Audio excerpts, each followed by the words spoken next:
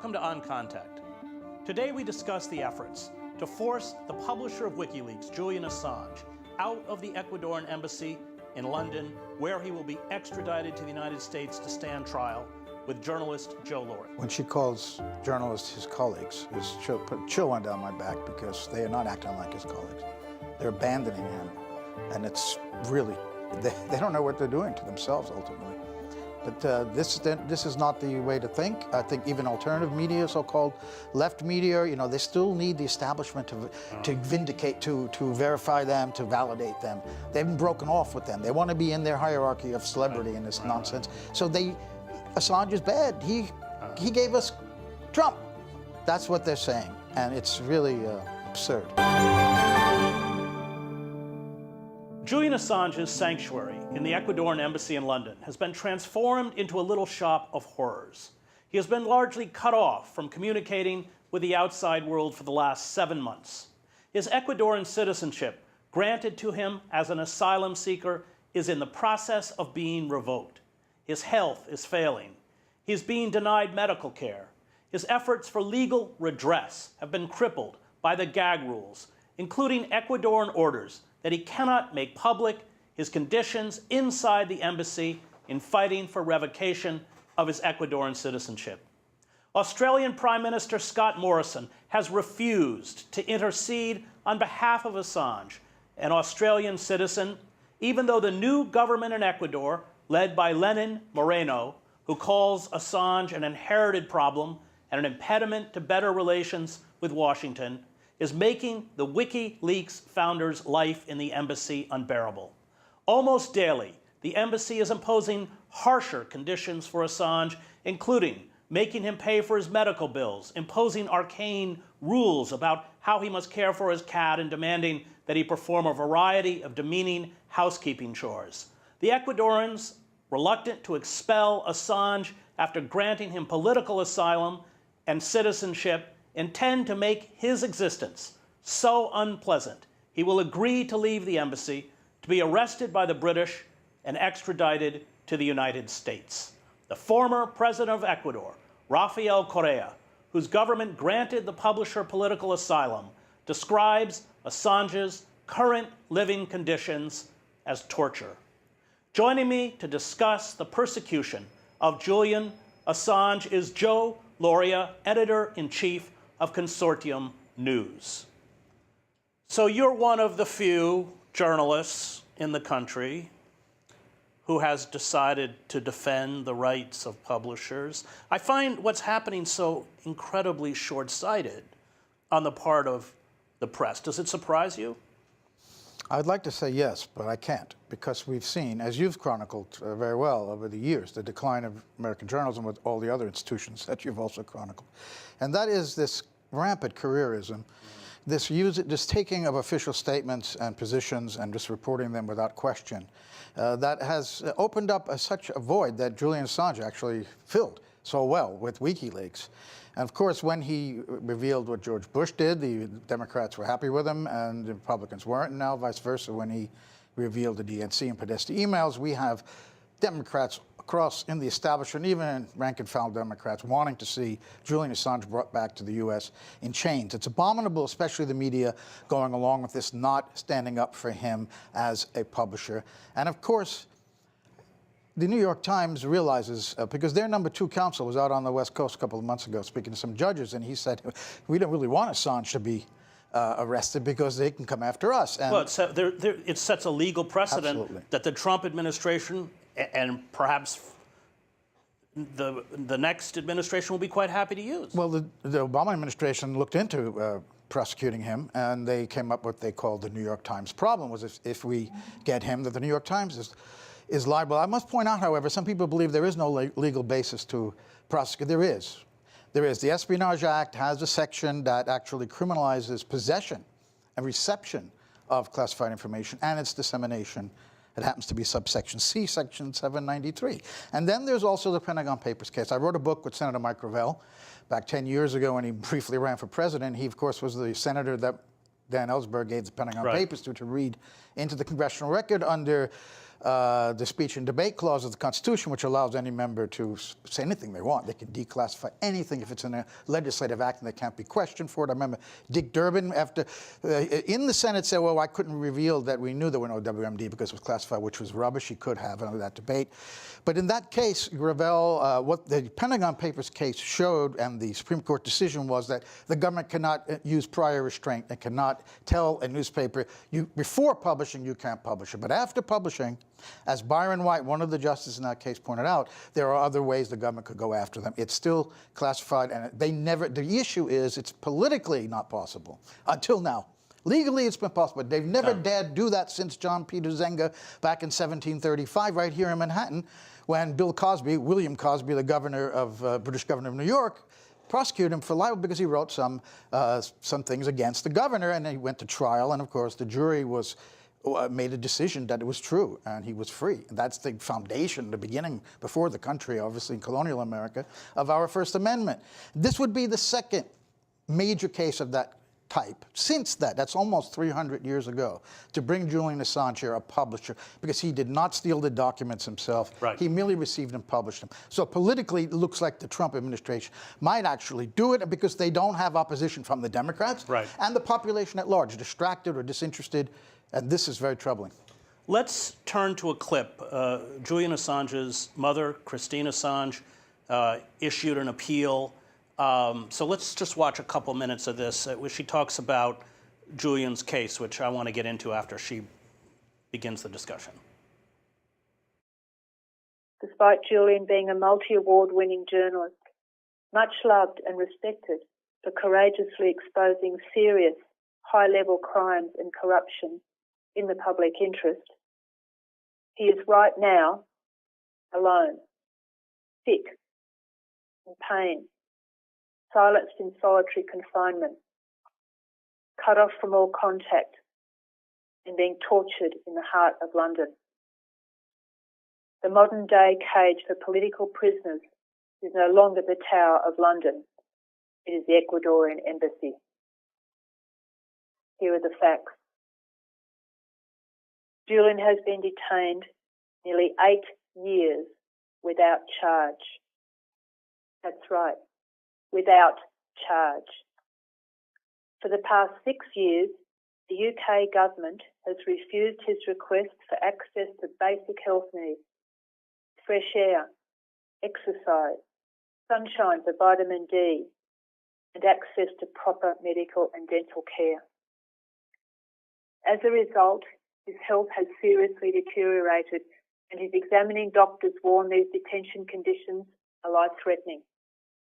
A slow and cruel assassination is taking place before our very eyes in the embassy in London. In 2016, after an in-depth investigation, the United Nations ruled that Julian's legal and human rights had been violated on multiple occasions, that he'd been illegally detained since 2010, and they ordered his immediate release, safe passage, and compensation.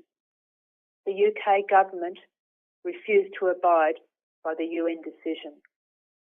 The US government has stated Julian's arrest as a priority. They want to get round the US journalist protections under their First Amendment by charging him with espionage. They will stop at nothing to do it. As a result of the US bearing down on Ecuador, his asylum is now under immediate threat.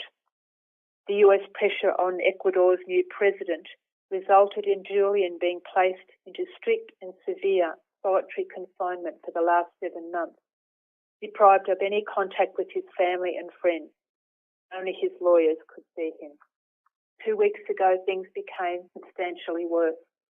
The former president of Ecuador, Rafael Correa, who rightfully gave Julian political asylum from US threats against his life and liberty, publicly warned that when US Vice President Mike Pence recently visited Ecuador, a deal was done to hand Julian over to the US.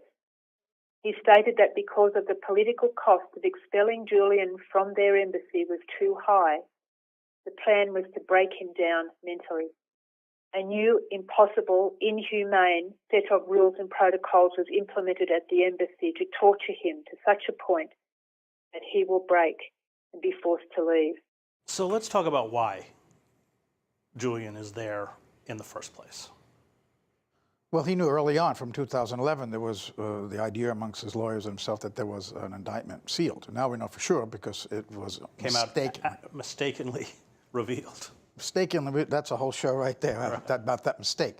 So now we know there definitely is an indictment waiting for him. So he knew that if he were arrested by the British government or by the Swedish government at the time of the sexual abuse allegations, that he could... Which were later dropped.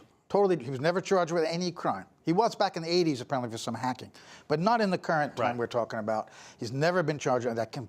That is always reported wrongly by everybody. He wasn't charged with a crime. He was under investigation. There was an arrest warrant because they wanted to question him. Ultimately, the British government, and we know from Stefania Morici from the La Repubblica, from her FOIA searches, that the British government put a lot of pressure on Sweden not to come to London to question him. They wanted him out of there, to go out of the embassy or to Sweden. And we should be clear that he was given diplomatic,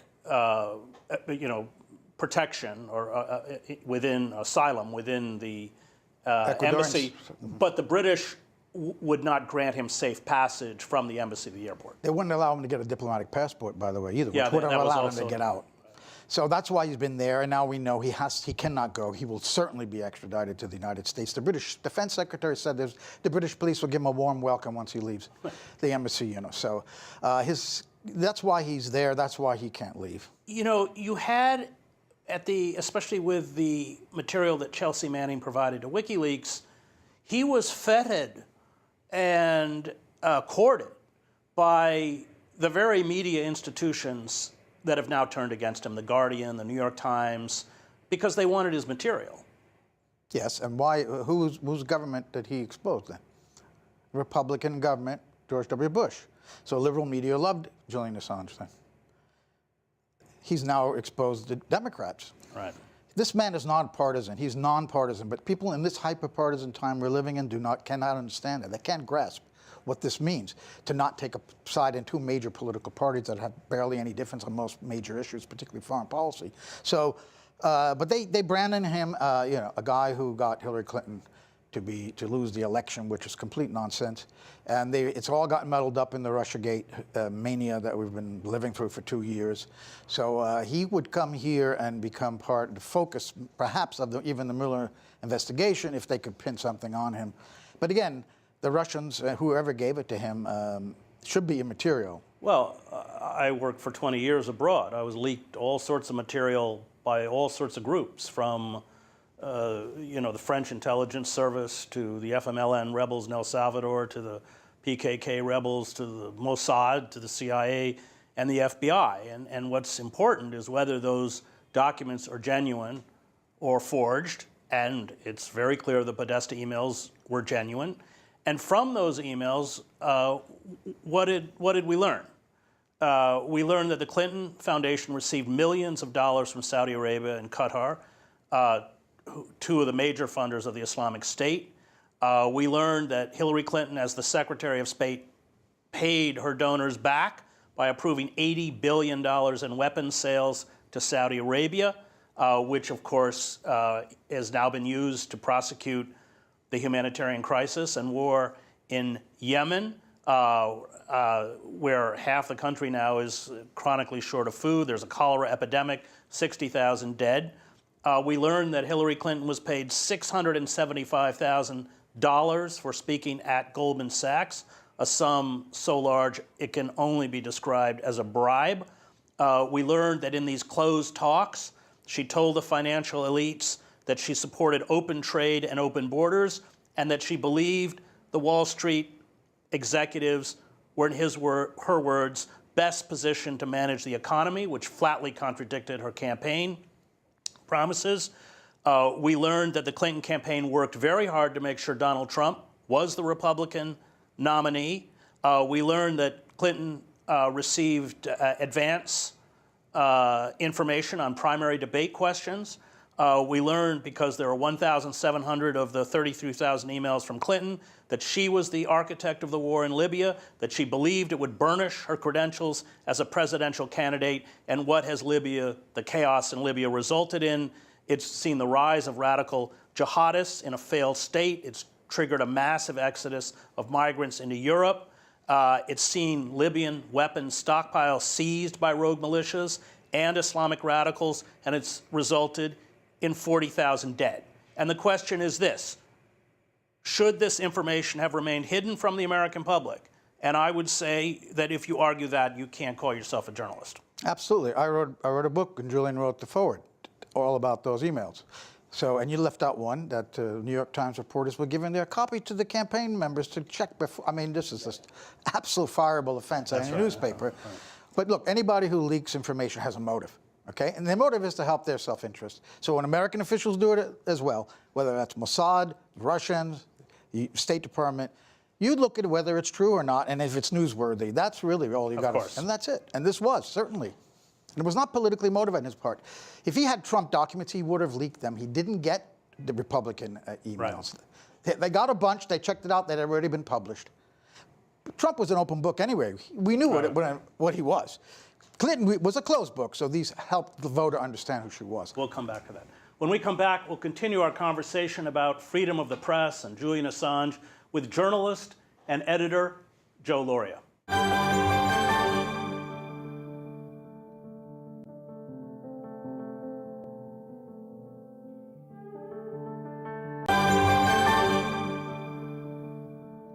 Welcome back to On Contact. We continue our conversation about freedom of the press and Julian Assange with Consortium Editor-in-Chief Joe Lauria. So he's essentially, Assange, I think, which has earned the deep anger of what we would call the deep state. For all of these, for exposing the crimes of empire, exposing, as we spoke about earlier, the duplicity of the Democratic Party and the Clinton campaign, and then, of course, exposing the hacking tools that the CIA used. You can explain what that was. Well, the Vault 7, that thing really, I think, set off the CIA. They spent billions of dollars developing this, and they lost control of it. Explain what it is. Well, it was a bunch of things in there, obviously, but the main points were how they could use a TV to spy on us at home, etc.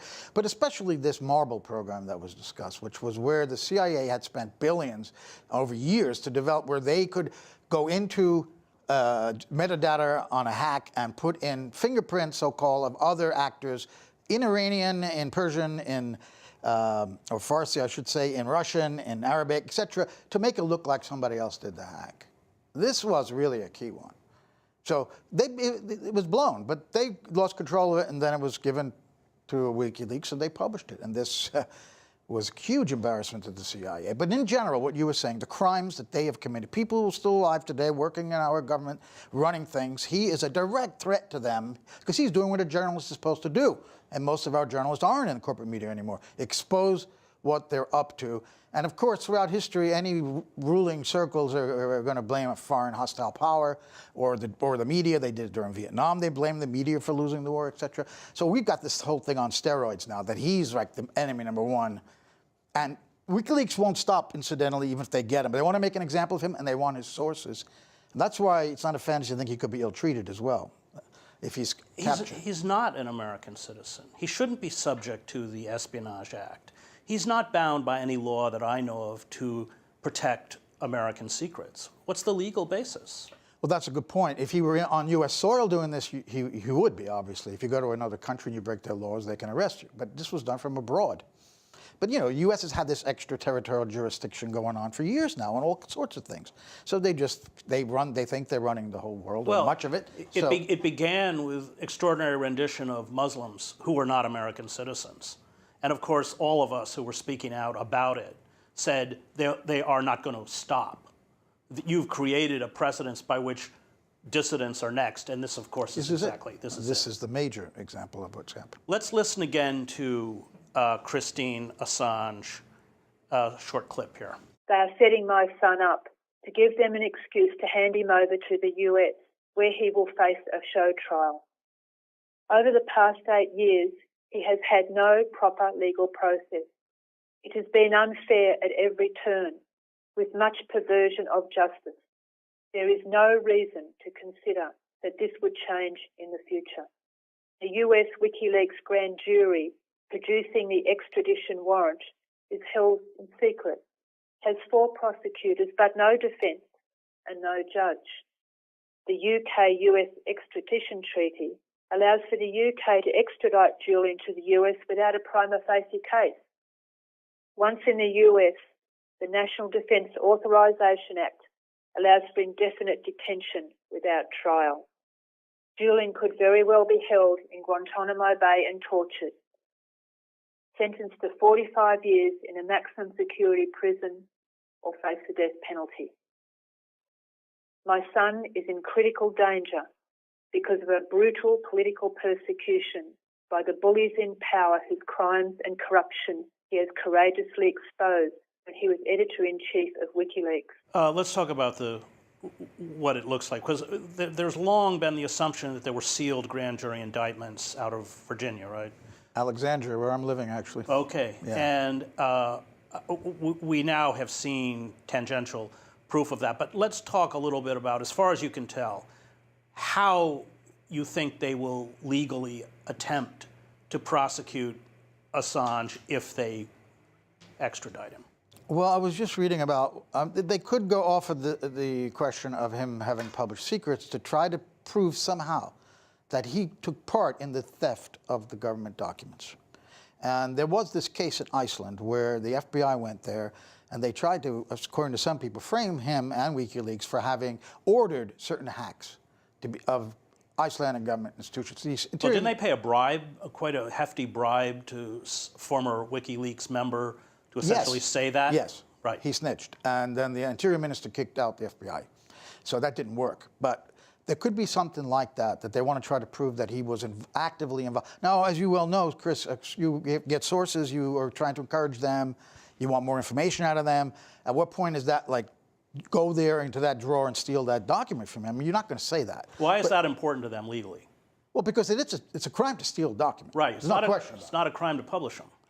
Well, it could be, as I said, under this espionage. It's been politically untenable to do it until now. They can't do it. Nixon didn't do it to Gravel. He could have. He got the Pentagon Papers published at Boston and Beacon Press, and the FBI raided Beacon Press at that time. But they didn't prosecute because they couldn't get away with it because of the sense of the First Amendment, that you cannot punish a publisher for publishing documents that he didn't steal, that he just received. But you can do it. But that's why this would be an unbelievable case if it happens. It would be an unbelievable precedent, which is why the New York Times and the Washington Post and CNN, they don't want this to happen. Their lawyers don't want this to happen.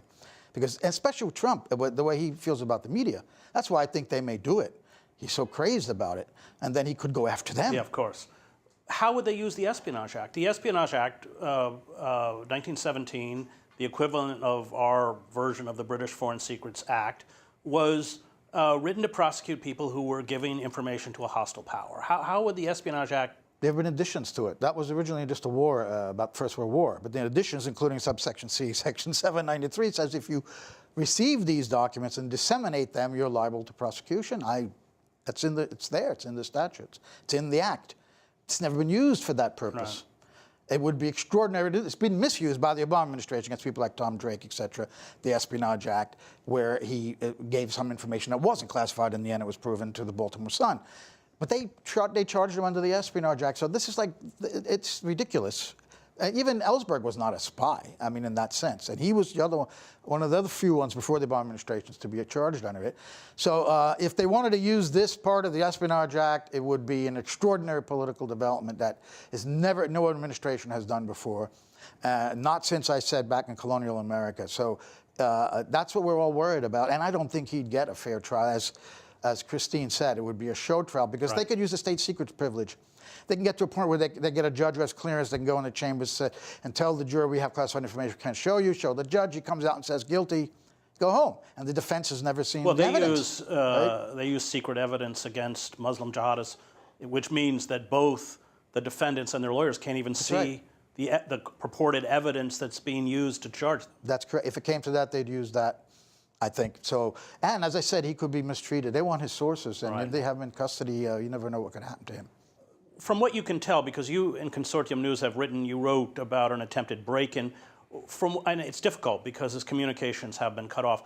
What, as far as you can tell, are his living conditions like at this They're moment? getting worse and worse, clearly, as we're coming to the moment when he's probably going to... And what have you heard? I've heard now that this cat that the media went over crazy about, which was a side story, but now it's gone, and that meant something to him. I haven't confirmed that. I've heard that he went a couple of days without food because his lawyers aren't allowed there every day anymore. There was a bank holiday in London. He went 3 days without food. I haven't confirmed that either. But the overall effect is the security. The door is open. People can walk in the embassy. Somebody did it again last night and filmed it and put it on Twitter. So the sense is the place is open, and they're making it extremely difficult for him to stay there. So they'd rather he leave on his own than have to go through to expelling him because of the legal complications in Ecuador. Let's have one last clip from Christine Assange. We need to make our protests against this brutality deafening. I call on all you journalists to stand up now, because he is your colleague and you are next. I call on all you politicians who say you entered Parliament to serve the people to stand up now. I call on all you activists who support human rights, refugees, the environment, and are against war to stand up now, because WikiLeaks has served the causes that you fight for, and Julian is now suffering for it alongside of you. I call on all citizens who value freedom, democracy, and a fair legal process to put aside your political differences and unite and stand up now. Most of us don't have the courage of our whistleblowers or the journalists like Julian Assange who publish them, so that we may be informed and warned about the abuses of power. Chilling. It's up to us, because the institutions, there's nothing within the institutions that are going to stop this. When she calls journalists his colleagues, put a chill one down my back, because they are not acting like his colleagues. They're abandoning him, and it's really, they don't know what they're doing to themselves ultimately. But this is not the way to think. I think even alternative media, so-called left media, they still need the establishment to vindicate, to verify them, to validate them. They haven't broken off with them. They want to be in their hierarchy of celebrity in this nonsense. So Assange is bad. He gave us Trump. That's what they're saying, and it's really absurd. And dangerous. It's a very extremely dangerous moment in American history. It really is historic, yes. Thank you, Joe. Okay. That was Joe Lauria, Editor-in-Chief of Consortium News. Terrific. Thanks. Thanks.